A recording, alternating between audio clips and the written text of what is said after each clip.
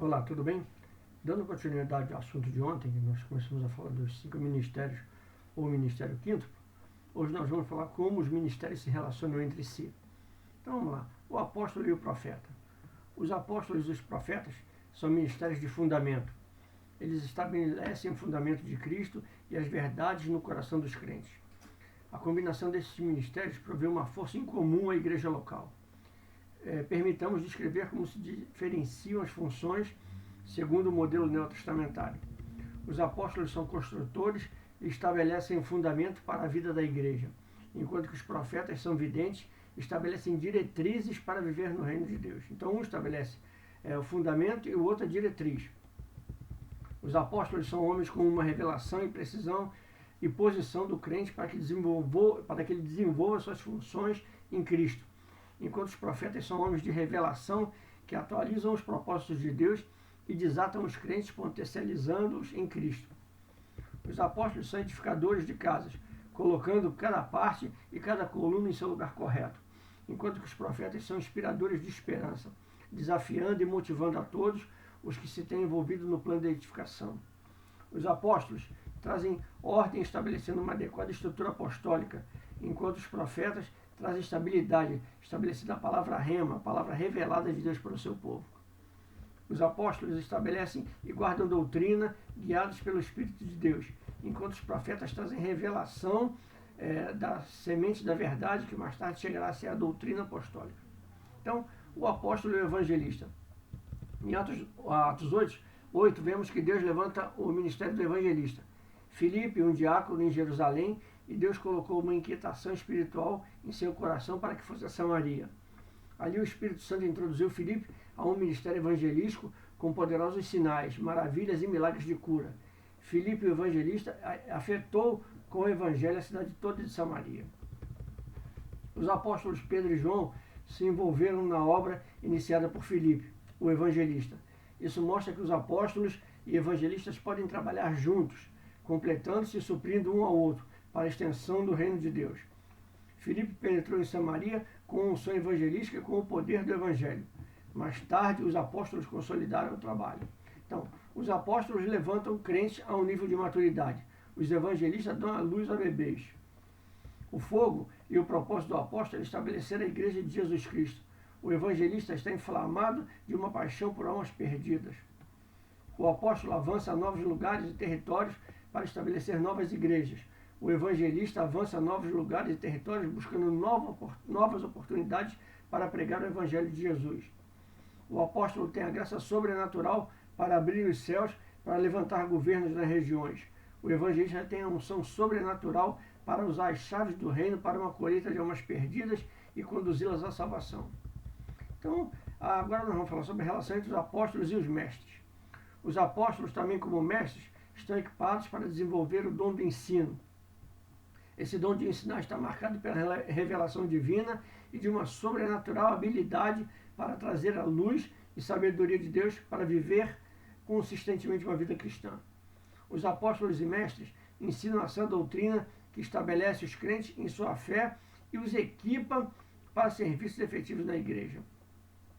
Um bom mestre reclama pela aplicação da palavra no estilo de vida de uma pessoa até que ela chegue a ser epístola vivente, a palavra feito carne, 2 Coríntios 3, 2 e 3, que diz: vós sois nossa carta, escrita em nossos corações, conhecida e lida por todos os homens, porque já é manifesto que vós sois a carta de Cristo, ministrada por nós e escrita não com tinta, mas com o Espírito de Deus vivo, não em tábuas de pedra, mas em tábuas de carne do coração. Então, o ensino do mestre está construído sobre a base do fundamento de Cristo e o fundamento das verdades estabelecidas pelos apóstolos e profetas. Está lá em Efésios 2:20. O mestre expõe as verdades fundamentais estabelecidas pelos apóstolos e mestres. Os mestres regam a semente da revelação que é dada aos apóstolos e profetas. A semente do ensino vem do apóstolo e o profeta, e os mestres são responsáveis em construir a lógica e praticamente ao redor dela. Os mestres edificam as pessoas através da palavra, e eles são tutores que desejam reproduzir discípulos. Os apóstolos edificam as pessoas mediante relacionamentos, e como pais desejam reproduzir filhos para que haja continuidade apostólica. Agora, o apóstolo e o pastor. O apóstolo não deve realizar a tarefa de pastorear a igreja local, mas somente naquilo que concerne a supervisão. O apóstolo tem que assegurar que cada igreja debaixo da sua supervisão esteja sendo conduzida por um presbitério local, pastoral, formado por uma equipe de líderes confiáveis que gozam de pleno reconhecimento de todos os membros da igreja. Os apóstolos devem assegurar o próprio desenvolvimento e a adequada alimentação de sua liderança, chave como prioridade em sua agenda de trabalho. Ele necessita criar espaço para curar a liderança que levará a seu fogo a visão de pleno conhecimento e o cumprimento, é lógico. Hoje em dia, os pastores estão centrados nas suas pessoas e nas suas necessidades, enquanto a unção apostólica conduz o povo a estar centrado no chamado e propósito de Deus para as suas vidas. Hoje em dia, os pastores estão focados em amar e alimentar pessoas para que elas engordem, enquanto que a unção apostólica busca treinar as pessoas para que elas possam marchar sobre os seus músculos. Hoje em dia, os pastores tomam para si a responsabilidade de desenvolver serviços para as pessoas, enquanto que a unção apostólica demanda que os santos desenvolvam serviços de classes. Conceito de pastorear segundo o Novo Testamento. Pastorear é encontrar a raiz das necessidades do povo e não só senti-las. Pastorear significa ajudar o povo a que faça o que tem ou o que pode fazer, até mesmo o que são capazes de fazer por eles mesmos. Pastorear significa a habilidade de renovar a mente dos crentes em relação à mudança de sua maneira de viver. Pastorear significa levar um adequado treinamento ao povo dentro da igreja para que reajam quando vier a crise. Agora, a relação entre apóstolos. Um apóstolo difere do outro, como as estrelas diferem de uma das outras no céu. Tem vários fatores que estabelecem a diferença entre um nível e outro da unção de um apóstolo. O primeiro fator é o tipo de graça ou unção específica sobre ele. O segundo fator é o nível de maturidade do apóstolo. O terceiro fator envolve a relação pessoal do apóstolo com o Espírito de Deus. O quarto fator é o nível pessoal da fé de cada um. O quinto fator é a capacidade de desenvolver a palavra. Então, concluindo, os 5 ministérios não são hierarquia, e sim funções ministeriais específicas dadas ao corpo de Cristo. Cada função tem seu próprio tamanho, dimensão, medida, peso e alcance e altura. Outra vez voltamos aos 5 ministérios, ou os 5 dedos da mão. Todos são dedos. Ninguém é menos dedo que o outro, ou mais dedo que o outro, mas tem funções diferentes. Entre os 2 primeiros, o polegar é o mais forte, é o que dá à mão consistência e o indicador é seu apoio mais imediato para que esse opere a força. Ambos têm 80% da força da mão. Sem eles, o resto da mão fica quase como um adorno. Assim também sucede com os 5 ministérios.